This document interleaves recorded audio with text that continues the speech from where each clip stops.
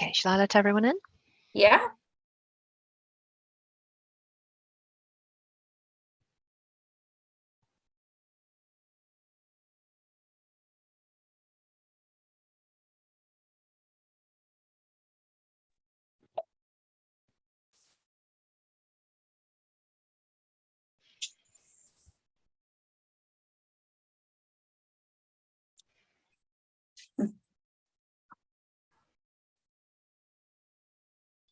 Yeah, I'll be back. Just give me 1 second. Morning, everyone. Morning. Parveen will be back very shortly, and then she will do introductions and we'll make a start. Just give us a minute or two. Thank you.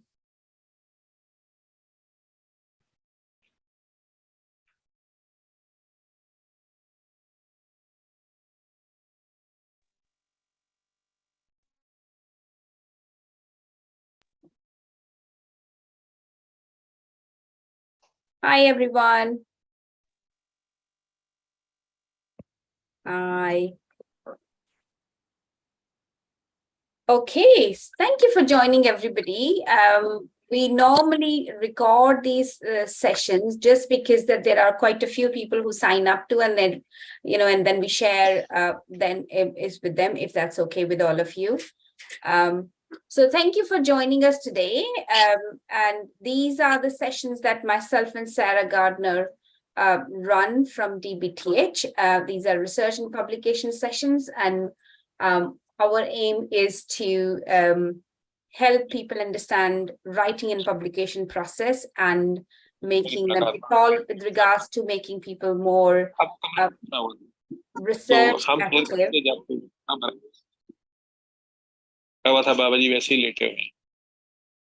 Okay, I've just muted everyone. So yeah, that's what it is all about. So just to give you a little bit of information about myself and Sarah, to just basically introduce ourselves. My name is Parveen. I work as a professor of nursing and professor of gender-based violence at the University of Sheffield and Doncaster and Bassett Law Teaching Hospitals. Sarah, would you like to introduce yourself? Sure. Hi there. I'm Sarah Gardner. I'm the clinical evidence specialist for Doncaster and Bassett Law Trust, and I support the education and research departments with whatever they need, with a particular interest at the moment in writing for publication. I'll be putting my web address in the chat so you can check out the library webpage shortly. Thank you, Sarah. So what we normally do is just talk about the topic that we have, and then let people ask questions. There is, especially with these sessions, understanding the publication process of writing for publication, you never know where people are coming from and how confident or informed they are about various different things and what's bringing them to the session. So are there any specific objectives, or are there any specific things that they would like to achieve from attending the sessions, or they're after general information? So it would be really great to understand who you are. So Sarah is going to share a link which just asks you to give a little bit of information, ST, which only asks you about what your role is, and so that we get a breadth of understanding of who attends our session. And if in the chat box, if you were able to introduce yourself and perhaps say anything that you wanted to understand from the session. So I'll just give you a little bit of a talk about publication process and what happens, and then I can take up any questions and then we can have a little discussions, if that's okay. So I'm just going to put up the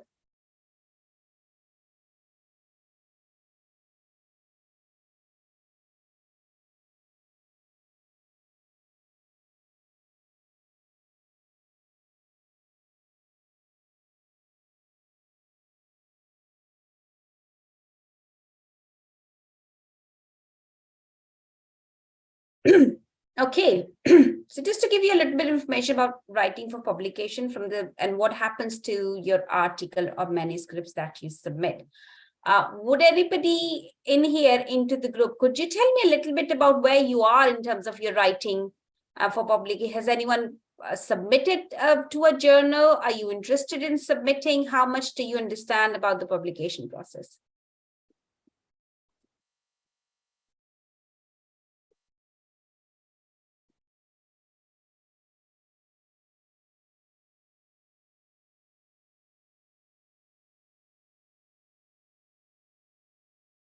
So I'm going to read out Sophie's response. She hasn't got microphone on her PC today. So she says, "Hi, my name is Sophie. I'm a senior MSK outpatient physio and also lecturer at Sheffield Hallam University. I've previously submitted to a journal successfully, but this was back in 2019. Thank you, Sophie. Thanks a lot. Anybody else?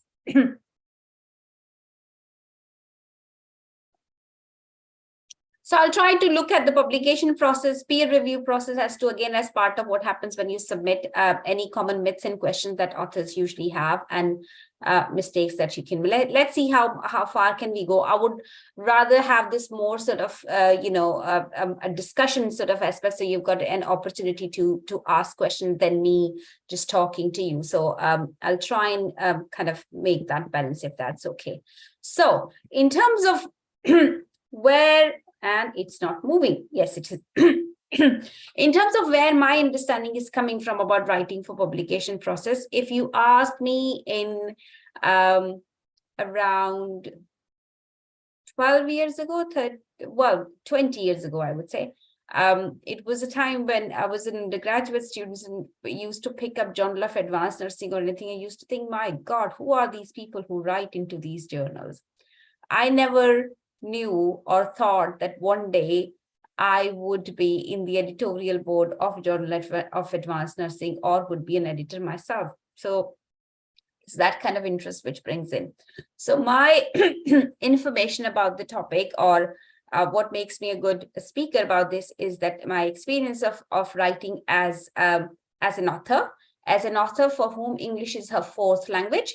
So not the first language, not something that, I started off with. So, and as a peer reviewer who has reviewed journal articles and manuscripts for other people for various different journals. And so understand what is it that as a reviewer you look for. And then as an associate editor and as an editor-in-chief of International Nursing Review. So where my job now is to set policies and kind of other things up for the journal to just make sure it runs properly and it meets the needs of individual.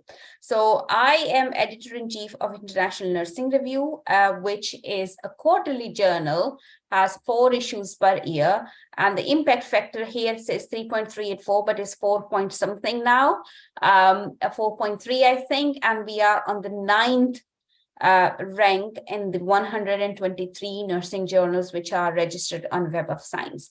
I also sit on Journal of Advanced Nursing as an international editorial board member, and Journal of Interpersonal Violence and Nursing Open, where I have also worked as an editor. So that's the kind of breadth and knowledge that I come from. International Nursing Review is a very policy-oriented journal, so it relates to and asks 2 questions about what is relevant to policy. Journal of Advanced Nursing is more social sciences and broader aspect. Journal of Interpersonal Violence is related to issues around domestic abuse, gender-based violence, and everything else. And because that's my area of interest and area of research, that's what I work on. Nursing Open is an open access journal, sister journal of Advanced Nursing, and Journal of Clinical Nursing and INR, and it has got a very different audience. So all of them cater to the different needs of different people. So you must have thought that, when you're trying to submit, this picture comes to mind, which usually kind of as if you are trying to do something and everybody's there to try and support you, to not support you, to stop you from getting to where you want to get. There are too many people who are there stopping, and you're trying to get to the end line where your paper get accepted. And somehow it does feel like that, especially when you get response from reviewers and reviewer 2 specifically. It could be quite, many people say reviewer 2, generally speaking, or 3 are usually the most ruthless one and give feedback, which is quite difficult to digest. But what happens when you submit something into a journal? Well, when you submit something into, so it takes quite a long time as an author for people to, of course, write a manuscript. And one of the things that many people do, and especially we see from many countries, is that they want to then publish it very quickly. because they think submission to a journal is just, once this is done, it's going to be accepted soon and we can get that published. And in doing so, people make a lot of mistakes. So understanding the process of what happens when you submitted an article or a manuscript into a journal helps you understand what it goes through. It also helps you understand and spot the predatory journals and how to kind of recognize them. And it just helps you understand how long does it take to get to the stage where you want to be, so that you can wait patiently or kind of, know or have an understanding of what to expect, basically. So once you're submitted, you develop your manuscript, you make sure that you read through author guidelines, you develop it properly, and then you've submitted to a journal of your choice. It usually goes on even before the editor, it goes to the editorial assistant, who look at the manuscript and make sure that it is written properly in terms of the length of the word count, it's formatted properly, you've looked at the author's guidelines, you have make sure that tables and figures are where they're supposed to be, and it's formatted according to what journal have instructed you. If that's not the case, at that stage, it gets unsubmitted and you get an email saying, well, your manuscript is being unsubmitted because you need to do this, this, and this. It's not rejected, it's not accepted, any of those things, but it's just unsubmitted at time, and you have to go back and make sure that you meet all those requirements that the journal is asking for and resubmit. And if again it doesn't meet the requirements, it can get rejected, but that's the first stage. If you pass that stage, then it goes to the editor-in-chief or the editor of the journal, who then look at the content and look at the content from the perspective of, does it relate to the journal aims and objectives, and the scope of the journal? Is this a topic of interest to the journal and the reader that the journal taking care of? And if that thing is passed, it is sent to reviewers, and if it's not, then it gets rejected and you get some sort of feedback. This is also place, or in fact, before that, the manuscript also goes through a matching index, a Turnitin type of service, where authenticator something, where we also look at the similarity of the content which is published. If a similar manuscript is published, or the content is published somewhere else with your name, or is it to identify basically semi-slicing, or people submit the same manuscript at different places, or the same concept in more than one article. So trying to make sure that it's not it's not copied, or it's not plagiarized, or it's not published more than once or submitted more than once. And if that is the case, it gets rejected. But if it's not, then it's, as I say, if it's in the scope of the journal, it is appropriately written, it's appropriately formatted, then it goes to associate editors or reviewers, depending on the structure of the journal.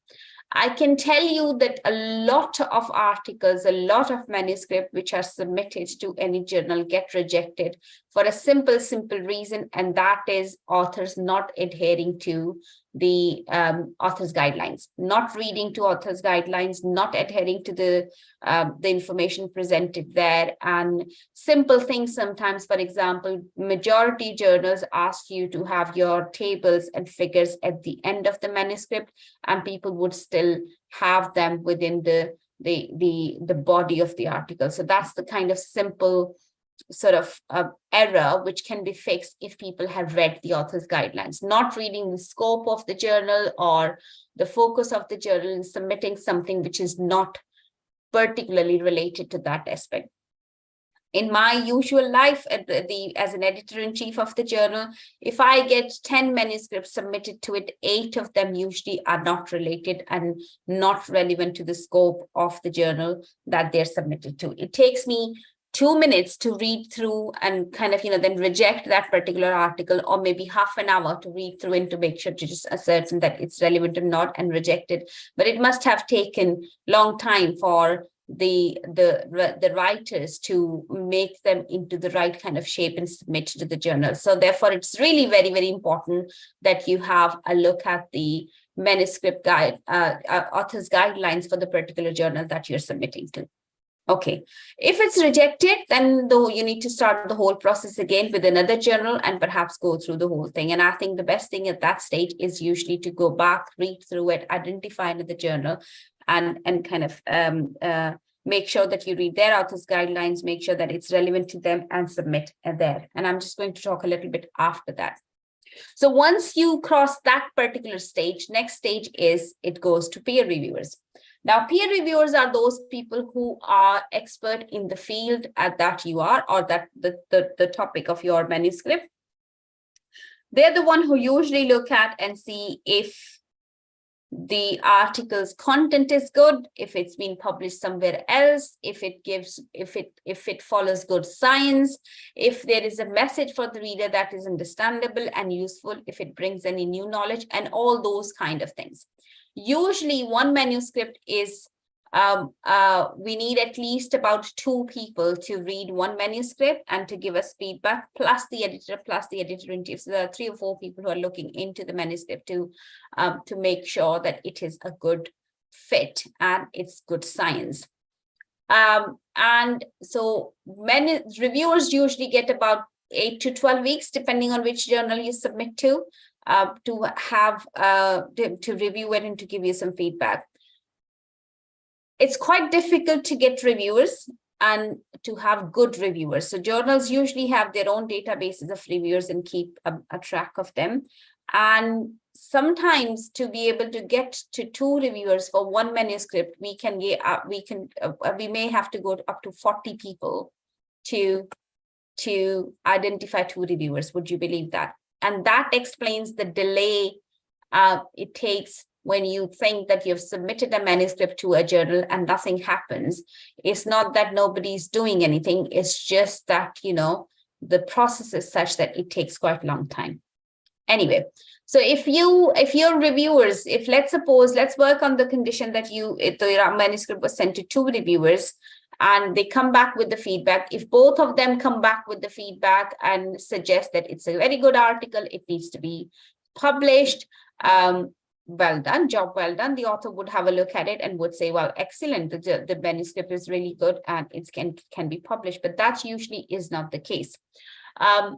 You may have one reviewer saying it's an excellent work, the other one saying, well, it's okay, but it needs to be done this, that, the other. So if in that sort of case, if one reviewer is saying it's an excellent work, the other one is saying similar sort of thing, and authors agree, you will get revisions and you will be asked to have a look at the comments which the reviewers have made, make amendments to your manuscript, write the response to reviewer to say how you have reviewed and incorporated their comments, and resubmit again.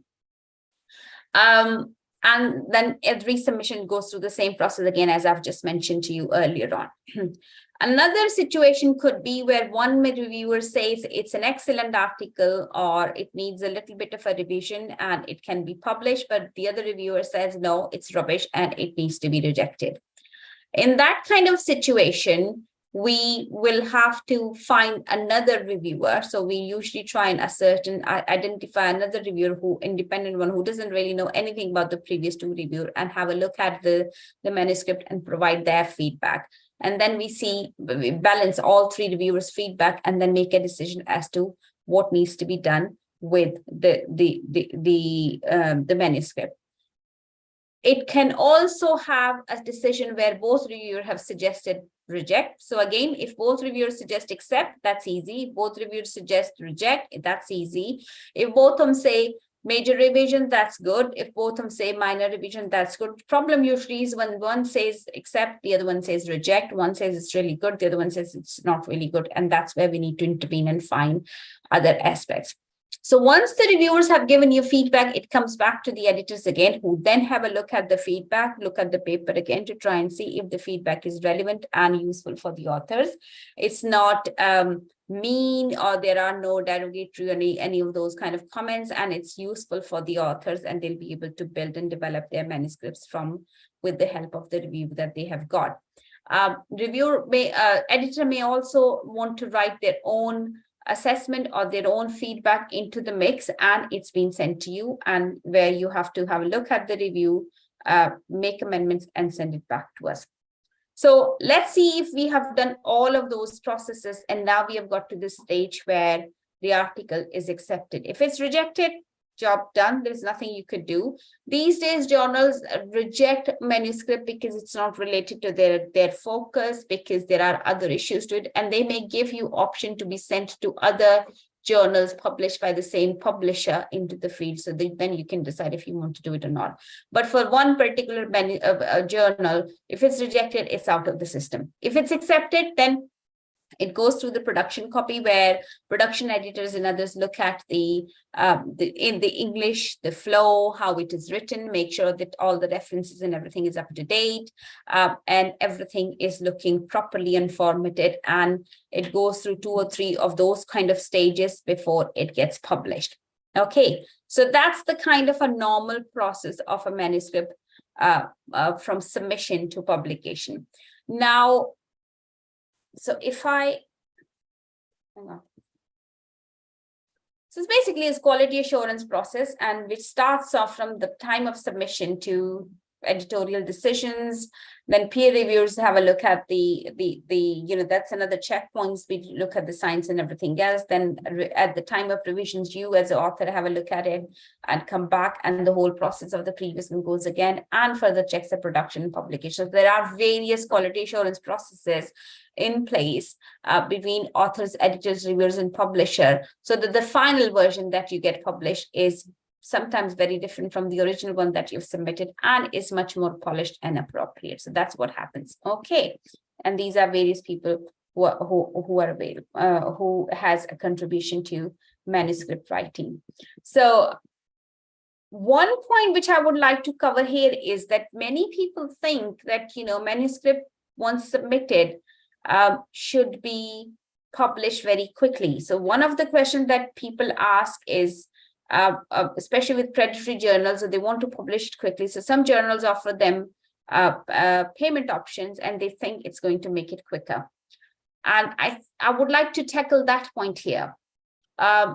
With reputable journals, even if it's a journal is open access publishing, so for example, Nursing Open, or many of the SAGE journals, or many of the BMC journals, this process is not going to be very different anyway. So if you look at it, that how long does it take? So once you've submitted to a manuscript to a journal, it may take at least about maximum of a week or so to get to the first check. Sometimes it could be 1 day, 2 days. Sometimes it can take up to 3 or 4 or 5 days when you get it rejected by the editorial assistant at the start.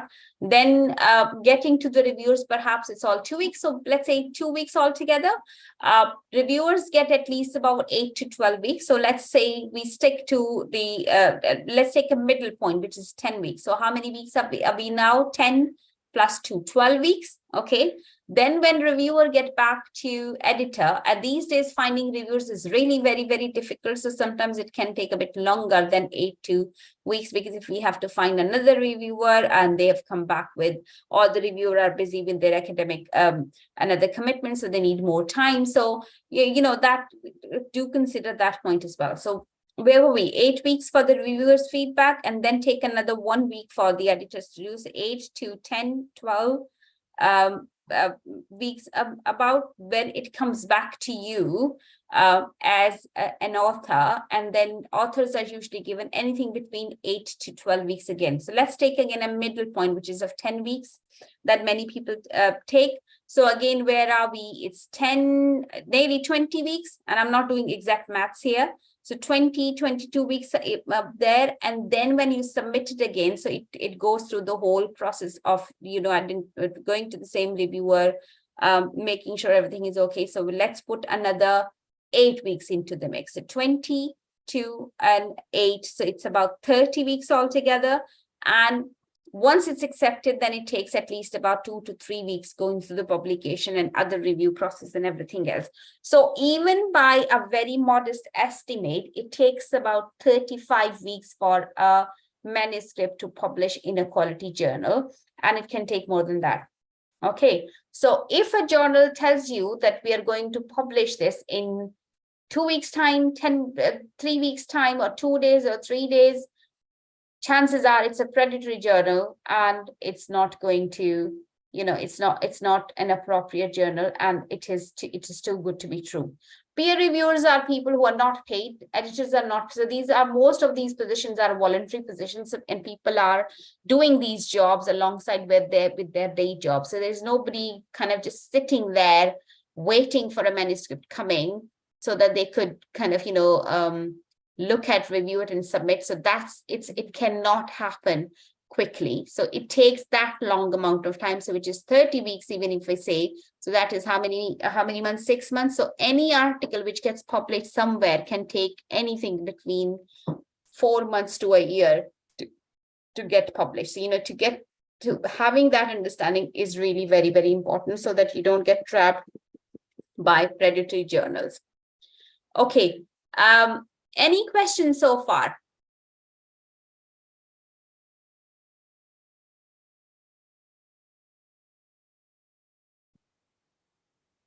You could unmute yourself and you can tell me if you have any questions so far, or if I could tell you a little bit about the writing for publication process as well.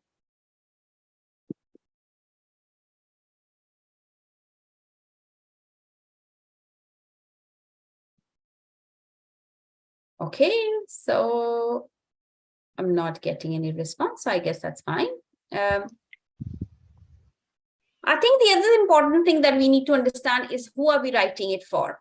And usually people think that when I ask this question, they usually say it's the audience at the end. Yes, you definitely write for the audience, but you're writing, your first audience that you're writing for is the editors. Okay, they're the ones who are going to read the manuscript, and they're the ones who are going to make a decision about the quality of the manuscript, should it go ahead or not. So you have to pass that stage. After the editors, you have got reviewers. So they're the ones who are going to look at the science and what you have written and everything else. So you have to please them, and they have to agree with it, and they have to kind of, they have to like it, basically. Do not necessarily have to agree with it, but they have to like it, what you have written. And once they have done that, then it's finally your audience. So you have to keep this list in mind as to who you're writing for, and therefore make sure that you're meeting the needs of all of these groups. How do you do that? So you do that by looking at kind of, whenever you submit a manuscript to any journal, I'm using the example here of International Nursing Review, but it could be any journal. The journal website usually provides you with information about what the journal is about, what is their impact factor, and their ISSN number, who the editor or editor-in-chief is of that particular journal, and so many other information that is there. They also have information about kind of, they give you previously published article on there, and they give for example, here, if I click on the contribute list, it gives you options of authors guidelines, which tells you as to what the journal accepts, expects, what sort of manuscript they publish, what should be it all about, and various different things. How do you submit a manuscript and all of that. So make sure that you read through this information to understand what your manuscript should look like, and what it should have or it shouldn't have. It normally tells you the word count, the type of articles that are accepted, how these articles should be submitted or written, etc. Aims and scopes, the mission, it also tells you the mission of the journal, what it publishes, who are the intended audience for the journal, what kind of articles get published, and who reads it. Most journal publish editorials, review papers, research papers, original papers, which could be on research methodology related papers about instrument development protocols, pilot studies, and consensus guidelines. You need to make sure that you look through the author's guidelines to check if the type of manuscript that you want to submit is acceptable or kind of entertained by the specific journal that you're interested in. If it's not, then you're better off not submitting it to that particular journal, but that's something that you really need to see. I talked about peer review process. It's a means of sieving out evident errors, currently unacceptable practices, repetitions of previously published work without acknowledgement, and trivial contribution that add little knowledge. So that's the purpose of the things. There are different types of peer review which happens, and these include double-blind peer review, where the authors as well as the reviewers do not know anything about each other. Then you have single blind peer review, where one of them knows about the other. Usually reviewers know who the authors are, and they give feedback. And then there is open peer review, where there's a lot of talk and there's a lot of discussion about open peer review these days. But regardless of all of these types of the peer review system has their own advantages and disadvantages in terms of which one is useful or not, and which one should you go for. But the idea mainly is to be able to look at the science and give feedback to people to say, how the quality of the manuscript can be increased and improved. Okay. One question that is often asked about authorship as to how do we make sure, or how do we decide on authorship and who is an author? And I just thought to give you a little bit of information about who gets onto the authorship. So the list of authorship should accurately illustrate who has contributed to the work and how they have done that. Anyone who have made substantial contribution to conception, design, acquisition of data, and analysis or interpretation of data is acceptable or is eligible to be an author.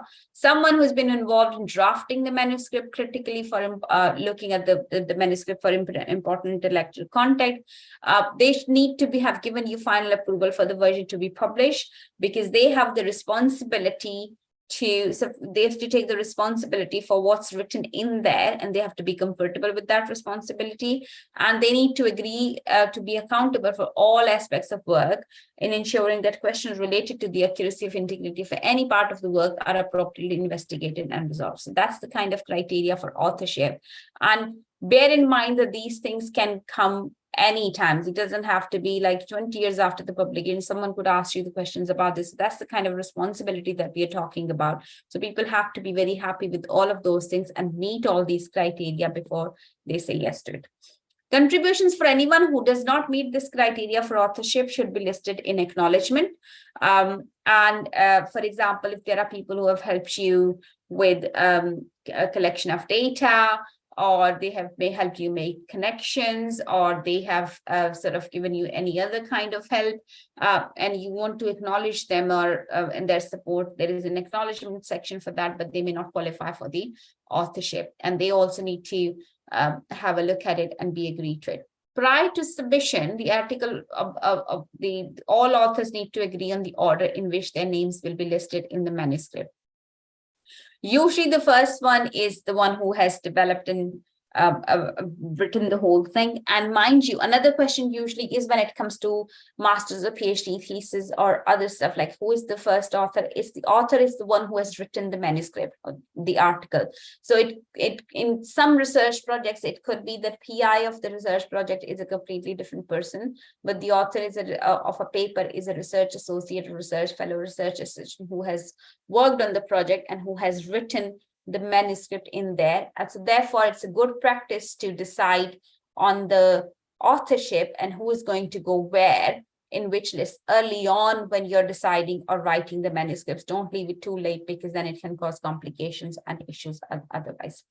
There are some good guidelines and sort of sheets which could help you discuss the authorship related issues and who you are. So if your head of department or somebody somebody who's not in position of power is not eligible for an authorship just because they are your head of department or something else. So these kind of lists help you discuss those aspects around that, if you've done this, this, and this, then, who needs to be an author and which level of the authorship they are going to be in. So these lists are helpful. So you can have this one here. There is British Sociological Association, for example. They give authors guidelines, suggest how do you attribute authors and what could be order of authors and how do you decide on those aspects, etc.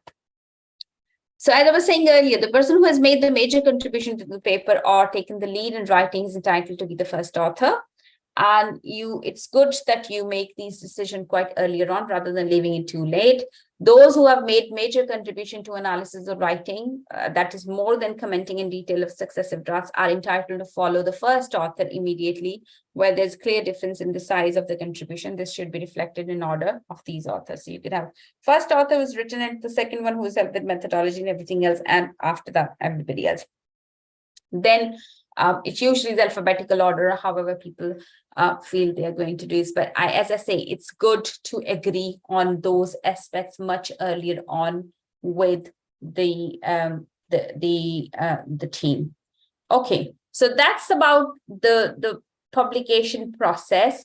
I can go on and talk about writing, but I would just like to stop here and take any questions first, if that's okay, and then see if you want me to go further and talk about rules of writing and how should you be writing or not. Okay, so I'm going to stop sharing here and happy to take any questions before we see how we want to go further.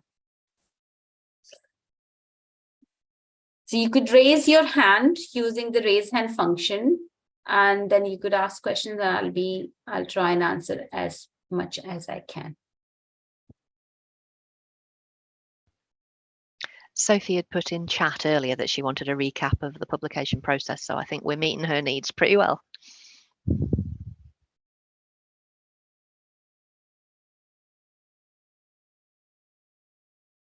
Thank you, Sophie. Okay, there's a question. Is there any limit in the number of authors' names in one article? Okay, that's a useful question. Well, in my experience, what I've seen is that group writing doesn't work. So you will see manuscripts where you've got a list of 10, 15 authors in medical field and some of the other ones, and you think, my God, how on earth have all of these contributed to writing of this particular article? So usually some journals specify some numbers, but I don't think there's any specification around it. But I think a better question is as to who is going to where should you be in the list of authors? So it's first, second, or third. I think up until third or fourth authorship, it makes sense because then you know that you've written something. But if it's a big list of 15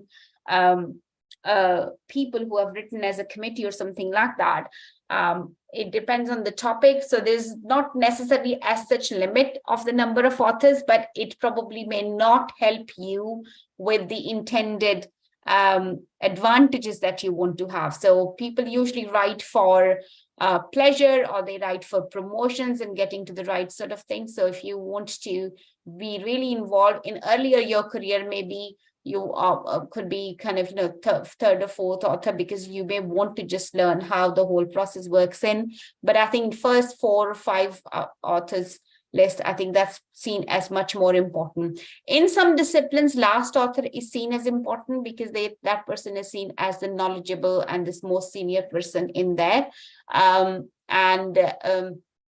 Again, it depends on the institution, it depends on the country, it depends on where you are working and what the criteria for your institution is. But a long list of authors is not seen favorably. Does that answer your question, Koma? Double-blind peer review, and what was the other kind of peer review called? The one where only one of them knew each other. Okay, double-blind peer review is one where nobody knows each other. So only, I mean, as an editor, I would know who the author is and I would know who the reviewers are, but the reviewers and the authors would not know each other. They may have some, like, when the fields are smaller, and people tend to recognize each other by the kind of writing or the topic of writing, but they wouldn't know who this person is. And it's useful because then people can be open and honest about the feedback, and they can feedback openly, but at the same time, because people know the other person wouldn't know who they are, so it could be there is a danger that people could be a bit kind of, not that nice. Having said that, in my in career of last 10-15 years of being involved in publications as an editor and as reviewer and everything else, I don't think that happens often. But the other one where a single blind peer review, when usually reviewers know who the authors are, is again has advantages, because people would be a bit more aware and conscious of what they're writing and what sort of feedback they're providing. But also it could be that, they may not then give honest feedback if they know who the other person is. So that's the advantage. So far, most journals still, there's a lot of discussions about which review form is useful and not useful, but majority journals still work on the double-blind peer review system, and that seems to be working fine.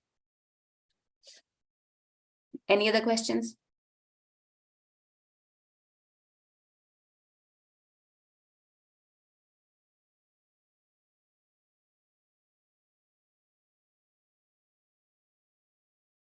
Is that what you expected, or does anyone would like to learn anything else or had any other expectations from the session, so I could answer those questions? Come on, you can use your microphone.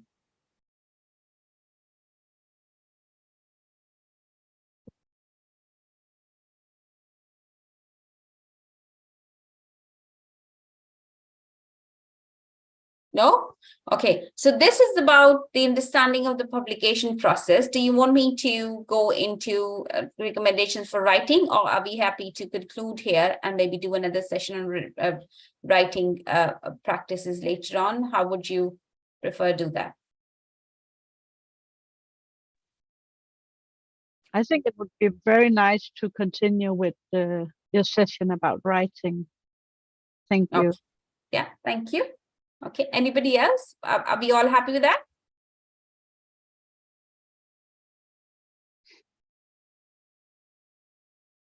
Okay.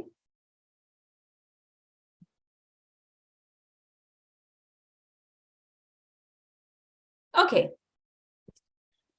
So, as I said earlier, there are different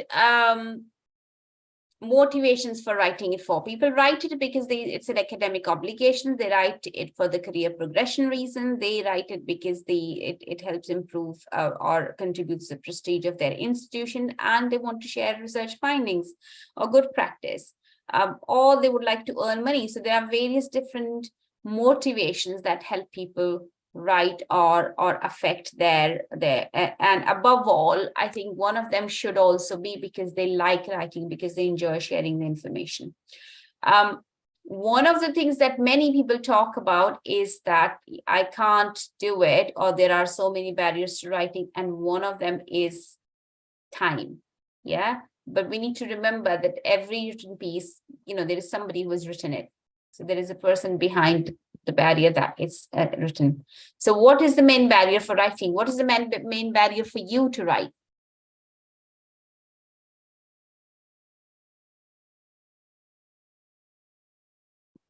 Anyone? I think it's not really, I know time sometimes, or a lot of the time, it's about scheduled time to writing, but then, all other kinds of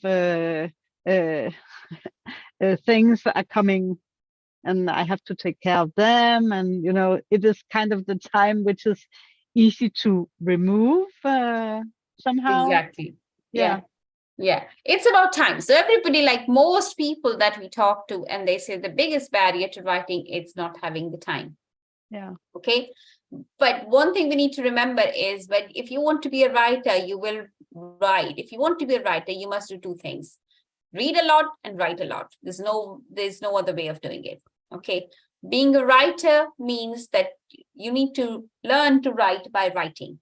If you don't write, you're not going to be able to become a writer.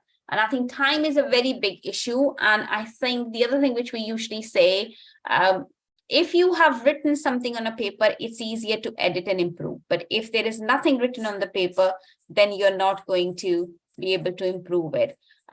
We also have many people who just say, oh, well, I've got a very clear picture in my head, but it's having a clear picture on your head helps, but it doesn't necessarily help that much because that clear picture needs to be translated onto the paper. So unless you start writing, it's not going to work. Okay. The other thing people talk about is, oh, I will write, but I will feel ready. And I'm not ready yet. Well, you're never going to be ready ever. You will have to write before you feel ready. You will have to start writing to be able to do something. So that's one thing. Learn to write anywhere and everywhere. It could be office, it could be home, train, plane, hotels, anywhere where you are. So if you're looking for a specific environment or specific aspect, that's going to be a biggest barrier to achieve and, you know, for your ability to write. So I think being able to learn on various different places, being able to learn using a notebook or the phone or the laptop, I think that's a skill that helps quite a lot of people and it's useful. I can see Sarah has raised hand. Yes, Sarah? Thanks, Parveen. I was just putting in Sophie's comment that it's all about time, yes, but also getting other people on board to share the workload is difficult, she says. I think a lot of other people doing this feel it's outside of their scope or their ability. Getting on board to share the workload is difficult. You mean in terms of writing, Sophie? Like, you know, if there are people who are writing with you on different papers, or what did you mean by this?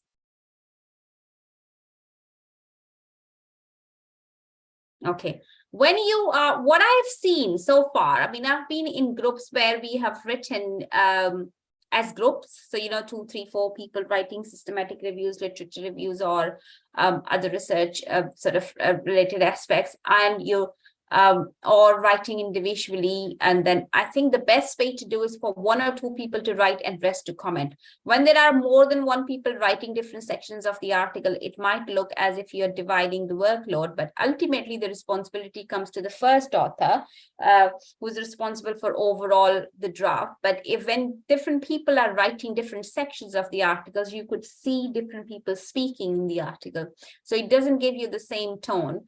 And it's not that efficient in my experience. So I think the best way to do usually is 1 person writing and asking and giving, delegating it to other people for specific aspects that, you know, clarifying, other people helping and improving the overall quality of manuscript. That works much more efficiently than different people writing various different sections. Okay. The other thing about writing is that, and I have written more than around 130, 140 different manuscripts, 3 books, and various different aspects. And I can tell you that right now I was just only thinking I've got few papers that I need to write, and I just think I don't have time to sit down and write. So the time barrier is one of the things and excuse that people, even writers who do it regularly, use that as well. And the easier or the only way to overcome is write regularly. If I slot writing about 500 words every day, yeah, I will be able to write, then thinking or looking for a big chunk of time where I will just sit down and do the whole thing. That's usually we can get trapped ourselves into that kind of psychological sort of issue, but that doesn't help. So some don'ts when when you're writing, don't think about it, don't tell anyone about it, don't wait for inspiration, just do it. Like, you know, what comes to mind, just write it down. If you're going to tell other people, you feel responsible and then you feel kind of embarrassed or ashamed and you don't feel like writing. If you're waiting for inspiration, that's never going to happen. It's just that, you know, just sit down and write what you want to write, and then you can develop and improve from that particular point. Put a paper to pen. Okay, you can edit a bad page, you can't edit a blank page. So that's something to think about. Okay, yeah. instead of planning or talking about your plan, just sit down and write. So, and these are from various, very seasoned writers. If you look at what they say, they usually say, well, just sit down and write your first draft before you do any research, right? The other thing that most people tend to do is, especially when they're writing thesis or article or anything like that, they try and read. They think that maybe by reading a lot would give us some inspiration and we'll be able to write better, or they want to look at, what they want to say if somebody has said it better than them, and still, and people spend a lot of time doing that, still not able to write it. So reading is important to get concept clear and to be able to have the words to write. But when you want to write, it has to come from you. So just write as you go through it, and then you can add references, and then you can add other details as you develop further. But don't just kind of try and read so that you can write each line and then read and then write another line. That is just going to take a lot of time and effort, and it never works. First drafts don't have to be perfect, they just have to be written. Usually you would see that first draft that you have written, and if you compare your first draft with the final draft, that could be completely two different things. They would not even be very similar, because first draft, you put the ideas on paper, and then you can see, okay, fine, how am I going to improve this? What else needs to go in there? So they can always be improved and developed from there onwards. Okay. There are 4 rules of writing, and these are, I'm just going to talk about these one by one. So first one is read the guidelines. The journal guidelines, as I said earlier, they give you information about length, layout, organization, referencing system, and various things that the journal use. Make sure that you read them, and you make sure that you use them to develop your writing. Once you have written, it would be very difficult to go back and amend those things. So make sure that before you start writing, you look at the journal guideline. Here, I think it is also important to say that when you want to publish, try and pick out 3 or 4 journals for your work. So decide your journal first. There are many people who say, well, I've written a manuscript, and then you ask, okay, which journal you're going to send it to, and they don't have an idea because they've written something and then now they're going to choose the journal retrospectively. That doesn't work. The reason it doesn't work that because you have written it, the whole paper. Now, when you're going to identify a particular journal and you're going to look at the length and layout and guidelines and how this needs to be organized, you will have to go back and rework everything else.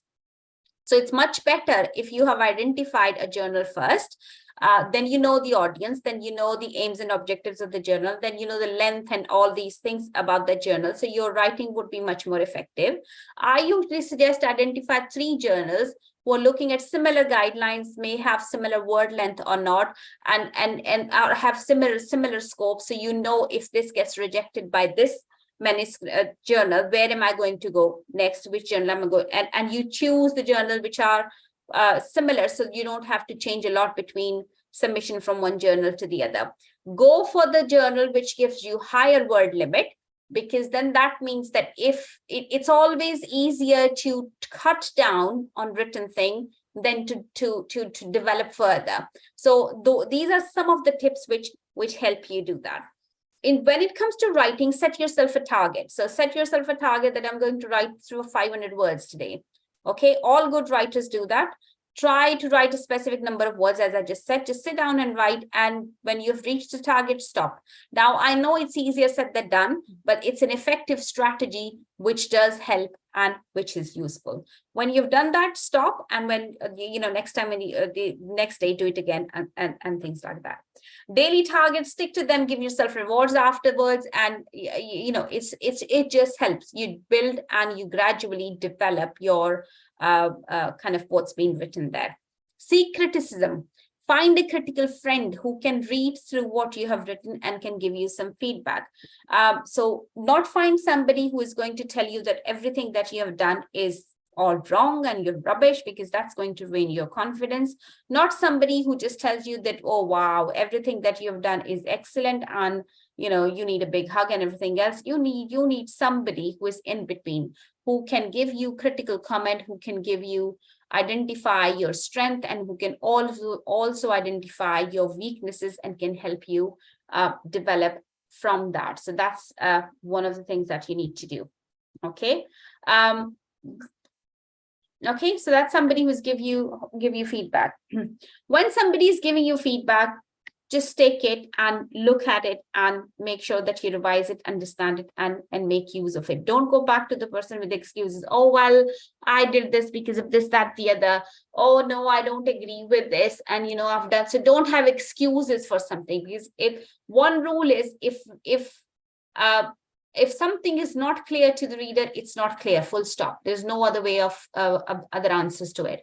But it's very clear to you as a writer, because you've got a lot of background information in your head, and and that helps you understand the concept. But other people who are reading your work, they don't have that background information. They're just reading the manuscript, and you're not there to clarify why you've written what you've written. So that manuscript have to speak for itself.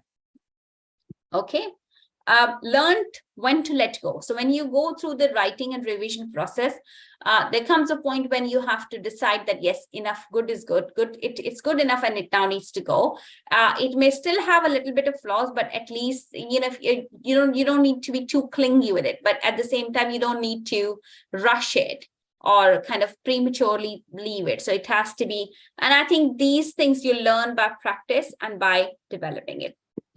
So as I said, reviewer comments, now reviewers are peer reviewers that give you comments onto the manuscripts, but at the same time, if you've asked anybody else to have a look at it, I think these apply to those situations as well. Respect reviewers' feedback, respect the time and the effort they have made on your work and have provided you with their feedback. And how should you respond back to them? These are the rules. Answer completely, answer politely, answer with evidence. Answer completely, deal with each point, even if you don't agree with that. It's okay. You can't change it. You don't agree with it. That's fine. But go with each and one point. Thank you so much for bringing this up, or for your constructive feedback, or this, that, the other. And this is the reason why we can or we can't do it, or XYZ, or how you have made the changes. So explain how you've done that. Make a list of points, even if it is not presented with a list. Okay, so reviewer usually give you kind of a list of, and if you think, try and go one by one for each point. If it is not a list, even then make it a list, break it up and try and reach through each point one by one, because it helps you see where you have answered the questions and where you have made the changes, and it helps reviewers see how you have done that. They would review it, send it to you. You will take 12 weeks to respond back. So by the time they get your revised version, it will be too late for them to remember as to what feedback they have given, and they will have to stroll through the whole thing. So try and make sure that you give point by point, and you also highlight the text or use different color font or something in your manuscript so they can easily spot what you've written, where you've written. Answer politely, even if you don't agree with that.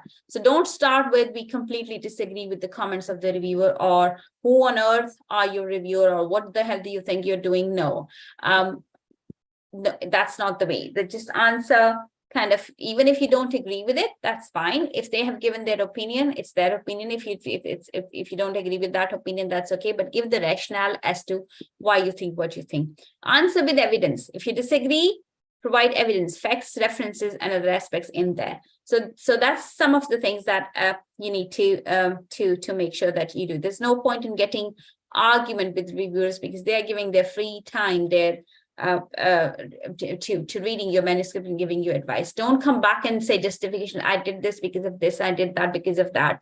That doesn't work. Don't say the reviewers did not understand my thing. If the reviewers did not understand, sometimes it is possible. Sometimes the qualitative studies can go to quantitative people and they say, well, okay, fine, your sample size is too small. They don't necessarily understand that it's a qualitative study. It has to be a small sample size. So you can get into those sort of situations. In those situations, explain why, rationalize, provide facts and figures. So you're educating them as well, and you're helping them develop too, as well as developing this your knowledge base. Okay, organizing manuscript. A published paper should look like a painting. Okay, start with a broad picture, kind of, overall what the picture was all about, and then focus on details and add other bits which provide more details and more information about the phenomena of interest that you're writing it about. So you should have read these things, title, and the usual component of an article are title, abstract, introduction, background, study design, results, discussion, conclusions, references. Is that how we write, or is that how we should be writing?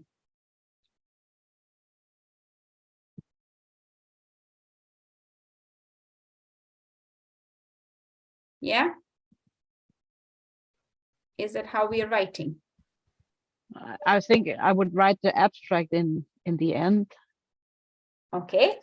Okay, let's look at that. Yeah. Sometimes I would write the abstract to begin with to kind of get an idea what am I writing, but I would have to go back and make it fit with the paper in the end when the draft is Yeah, finished. yeah. I do So this. I have done both approaches that you said. Sometimes writing in abstracts allows you to see what is it that you want to focus on and what is it that you want to write in there. And sometimes, but then at the end, going back and reviewing and making sure everything that's been written in the manuscript is covered in abstract is also important. So yeah, I completely agree with that. So that usually is the order of writing, but how you should actually be writing is methods. Okay, so because methods, you know what you've done and why you have done. So this is usually the most easiest part, well, hopefully, of writing.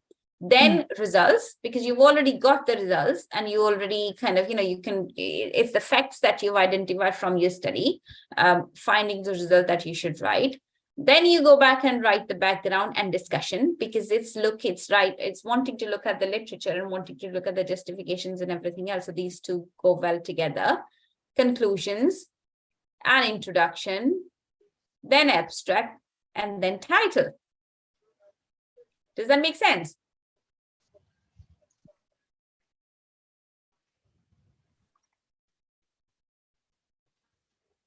This is assuming that an article is of 5,000 words.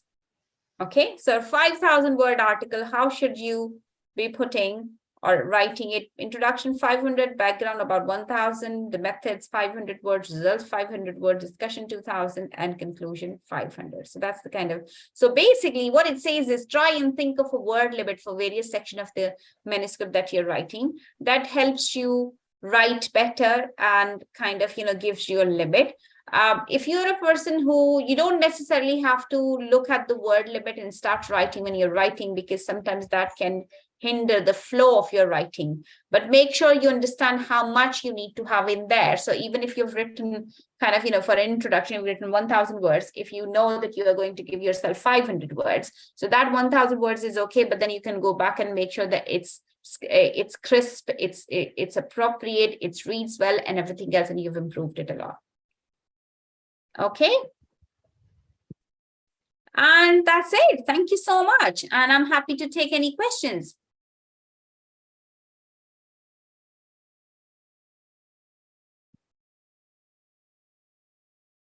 Okay, I'm just going to have a look at the chat and see if there are any other.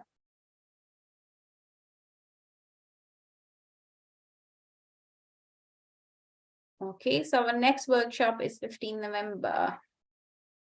10 to 12. Yeah, that's there. I was just picking that one up because you were talking about choosing journals. I don't think it's directly going to be our next one. Let me just have a look at the program. I think there is one before that, isn't it, in October? Yeah. We've got turning your dissertation into an article on the 18th of October. So if people are interested in that, the links for registration are all on the webpage that I popped in chat. Yeah. Any questions? Anything that you would like to ask? Was that useful? Oh, there's a question about why we should write or decide the title at the end from Syed Kamal. Why we should decide? It's not deciding title at the end. It's writing the title at the end, and sometimes because I think there are some rules or some suggestions for better titles. Your title should not be more than 12 words long. When it gets too lengthier, it loses the purpose. It shouldn't be idiomatic version, because some people kind of think of or grass is greener on the other side, or things like that, abbreviations or things like that, which makes perfect sense to you, but may not necessarily be related to the content that you have written, and may not be picked up by the search engines where people are going to look for the articles that they're looking for. So you need to make sure that your title and abstract, especially in some of my sessions, I also look at the keywords and how you set up the keywords within the title, and how many times should you repeat so that these are picked up by the search engines appropriately. There are tricks with that. But the idea is that your title should reflect the study that you have written. It clearly articulates or give people an indication of what the study is all about.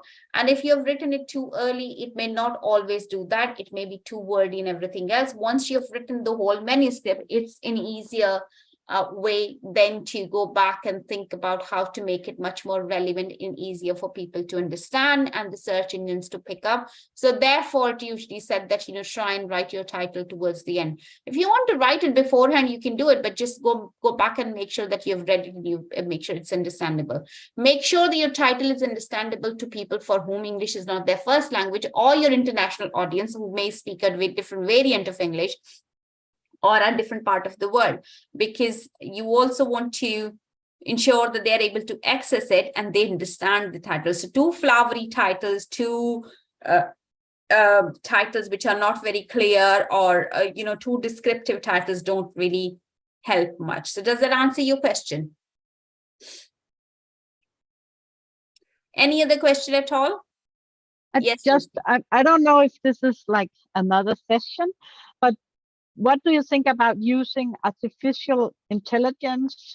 Because I talked to some researchers saying that they ask AR to, for example, make a draft for the background and make the abstract and things like that. And I think some journals have written that you are allowed to use it, but then you have to acknowledge. Say how, yes, acknowledge and say where did you use it and how did you use it.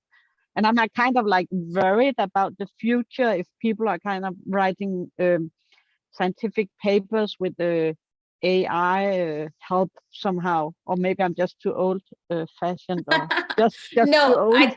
I think AI related aspects are kind of, it's been especially, it has calmed down a bit, but previous 2-3 months, people have been really hot on AI, and there were lots of concerns about, oh my God, people are going to write papers with it. And there were a couple of papers published in various places where there was, chatbots were even named as authors.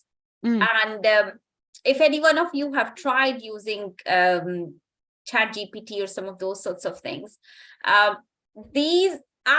my personal perspective is that it's very much like Grammarly or some of the other softwares, or EndNote, or any of those sorts of things. And I'm assuming that when those software came, I'm assuming there was some sort of reaction to those as well. For example, EndNote and some of the other things like, but it may not have that strong voice as it is now. Because of the social media and because of the medium that is available for people to talk about and kind of to share their ideas. But ChatGPT and some of the other things, because we know that they summarize and they get the information from other search engines and write something, they can help in some ways, but they will never be able to write what is it that you want to write. So if you're saying about a research study manuscript, for example, I don't think ever ChatGPT would be able to write the method section for you. No. Because it's you as to how you did and why you did. The rationalization and what you have done is you who have done it. It may be able to summarize there are things which you put Excel sheet in, it analyzes it and it gives you those figures. But as humans, you will have to interpret and you will have to give answers to it. So I think it's an aid, it's a tool, and any tool is as good as the person using it, like search engines and all the others. And Sarah is here, and all of you are here as well. So any tool is, if you're not good at using the tool and appropriately or using the right kind of things. But yes, there are concerns, and the use of this is going to increase in terms of kind of, where you could do it.